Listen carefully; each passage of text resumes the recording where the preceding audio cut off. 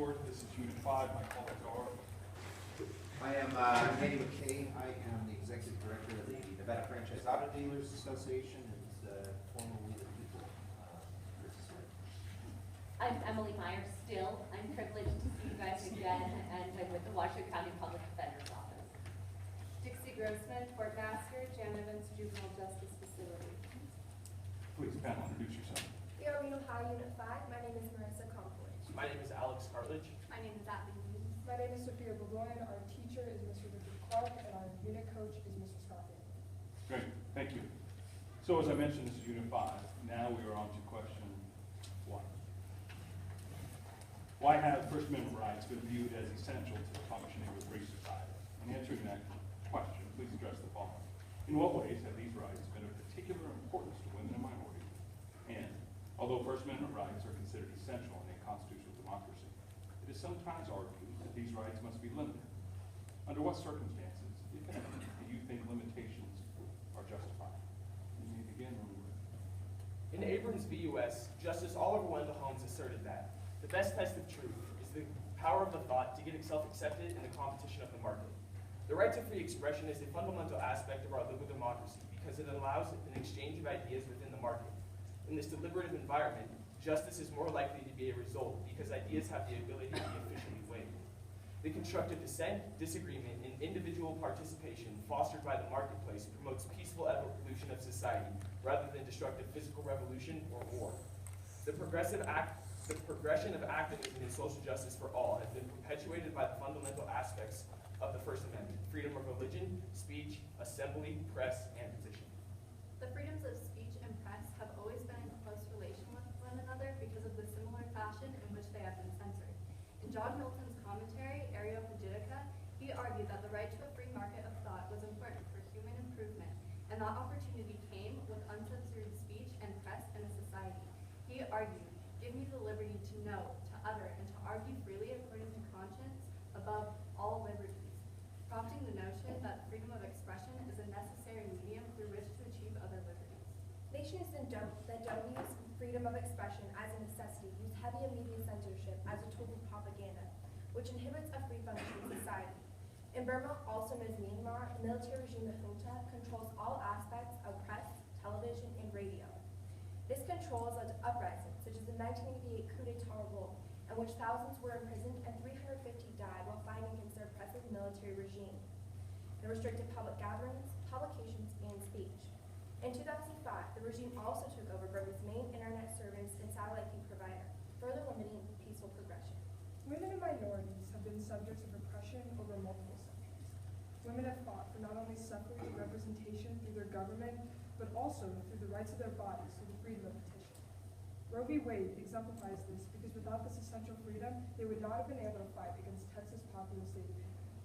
In civil rights efforts, Martin Luther King Jr., among other activists, used the right to religion to spread their message. The Birmingham Children's Crusade of 1963 demonstrated the power of using one's church as a place to gather and unite when assembly is not an option. There have been other cases in which the right to assemble has been under scrutiny, such as DeJong v. Oregon.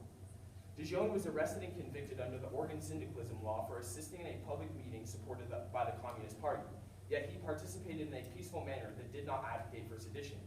The court ruled that peaceful assembly for lawful discussion cannot be made a crime, and those who assist in the conduct of such meetings cannot be branded as a criminal on that score.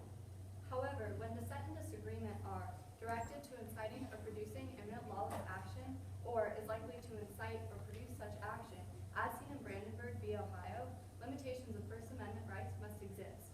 While the ideas of expression are put into the marketplace of free ideas, they must not infringe upon the rights of other individuals or threaten their safety. This has been seen in past school speech cases such as Morris v. Frederick. School speech has been greatly limited in public schools in order to preserve safety, whether it be potential danger through physical violence or the promotion of illegal drug use by a student. While limitation is a reasonable factor in school speech, it still only goes so far, as seen in the famous case of Tinker v. DeMoore. Without the First Amendment, peaceful social progression would not be a possibility. The rights allocated by the First Amendment are essential to a free functioning society because they give people the ability to continue to correct government wrongs and establish modern rights with their contribution to the free marketplace of law. Good job. We have some follow-up questions for you, obviously. Mine's gonna start with negative and positive rights. If you could explain to all of us what negative and positive rights are, and then discuss what the First Amendment are. Are they negative or positive? Negative and positive rights are limitations on government, and that's a negative right. And then a positive right would be granting the government a right. So a negative right would be like the limitations that exist on Congress in Article 1, where it specifically lays out that Congress cannot do certain actions. And positive rights would be seen as Article 3, where the judiciary is granted power. The Establishment Clause is a perfect example of the differences in this. While it was originally intended to not only limit the national government from establishing a religion, the intention was also for the national legislature not to disestablish state and local churches that were already established at the time. For example, in 1789, there were already 6 churches that were established in states. The First Amendment is a use of negative rights, as in states that Congress is not going to infringe upon your rights to freedom of speech, assembly, petition, press, and religion. So in what ways does the First Amendment reflect the influence of natural rights philosophy? Sorry, could you repeat the question? Sure. So we have the First Amendment. In what ways does it reflect the influence of the natural rights philosophers as they began crafting this great document called the Constitution? How did it influence them? Voltaire once stated that I disapprove of what you say, but I will defend to the death your right to say it. And this goes with the natural rights philosophy of people's ideas or people's freedom to their expression and ideas, and that being a natural right. Also, building off of this, the idea of life, liberty, and property is expressed in the First Amendment. Specifically, property is also a form of political speech. When you think of money and contributions to super PACs or 527 organizations, it's a way of using political speech and your property to do that. And another example of this right to life, liberty, and property. The right to your life can be expressed through your freedom of religion and the way in which you choose to live your life and the moral principles that you live by. A more specific example, once again, coming off of the life, liberty, and property, seen in that philosophy, John Locke claimed that the first right of property is to your own body.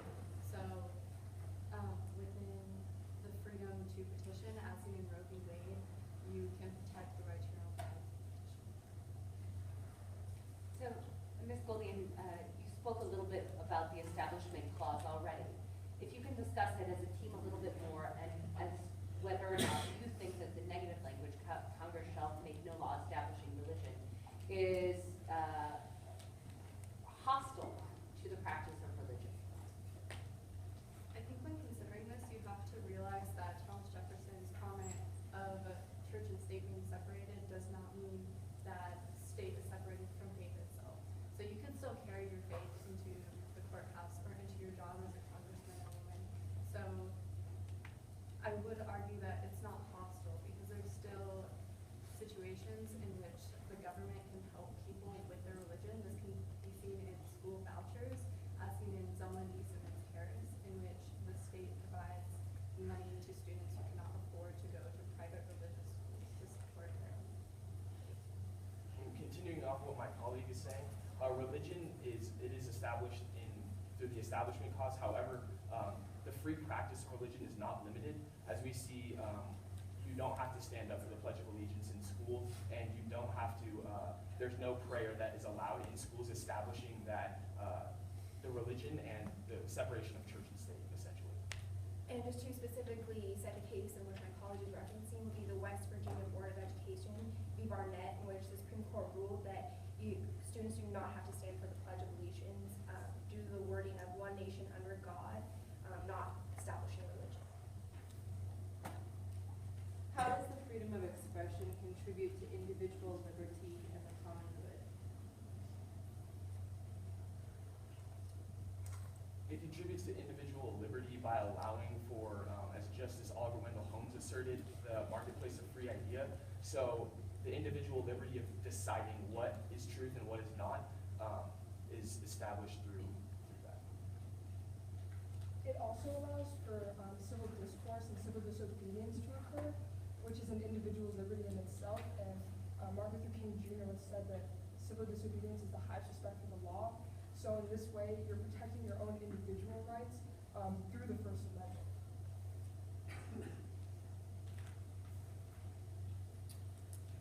So, in your discussion, sorry, where are we on time? Okay. In your discussion of the positive and the negative rights and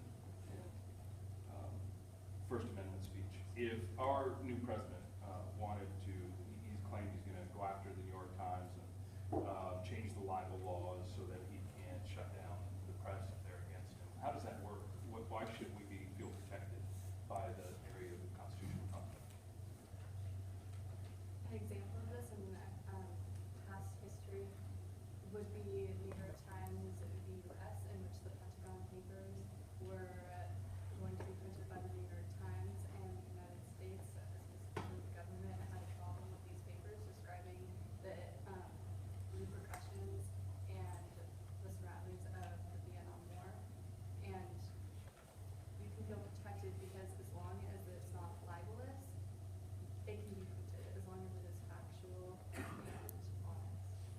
Additionally, in Near v. Minnesota, we can see limitations on the government's ability to shut down speech before it has even occurred, and that precedent was established in this case, allowing for that to not happen. All right, so who gets to decide though, whether it's true or it's right? Right, does the president get to say, yeah, but it's not true, I didn't grope these women, I didn't do these things, so you're lying and I get to shut you down? This goes back to the idea of the marketplace of free idea, and it's left to the people, and Voltaire's quote is still prevalent, I disapprove of what you have to say, but I'll defend your right to say it. And even though that it might not be factual, the chilling effect, it could be in place where if you limit speech in one place, limitations are going to exist in others because of that. So the idea of limiting that speech should exist in the people in the marketplace of free idea and allowing them to decide what is truth and what is not. Great job.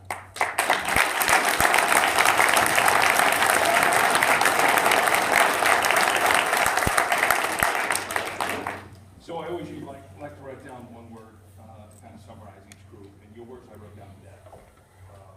So in some ways, this question, look, it's one of the easier questions, First Amendment, right? And so it's a little harder to differentiate yourself. There's some easy examples that every group has. Some of these, despite your level of knowledge, everybody has a little bit of knowledge of the First Amendment, right? But you guys did next level stuff on this. And that's what I'm going to tell you, to get you to win nationals, because you should, that's what those judges are looking for. They're looking for those, not the basic cases that everyone's going to cite, right? They want that next level stuff.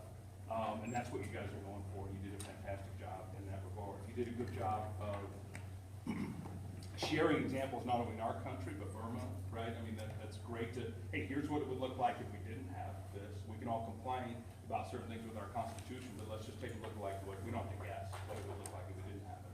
So that was a great job.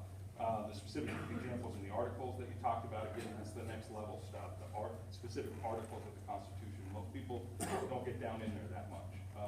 Answering the questions, you did a really good job. I guess that's kind of been a little bit of a theme of our judging group, is on the follow-up, showing that participation. And one of my fellow judges had a great point. In one of the other groups, leave a little bit for those other people. I mean, it's kind of like what we have to do here. And the last judge, sometimes nothing's left, right, to say. But in your regard, it's important. It's important that, if that one person jumps in every time and they're the only one and they nail it, and they talk about everything that your unit knows about it, it's not as impressive as 4 of you sharing that presentation on that point. It comes across far stronger than one individual, and I thought you did a really good job, but be mindful of that going forward too. Leave a little bit for your colleague. Now, don't talk just to talk, but in answering my question, 3 of the 4 followed up on it. I noticed it, all right? It's something that when you're at that high level is gonna make a difference, so try and make sure that you're able to do that. But in the end, look, I could just sit here and say wonderful things about you, but you are smart, passionate, well-deserving of going on further. Again, I think you were robbed last year at Nationals, and I want to make sure that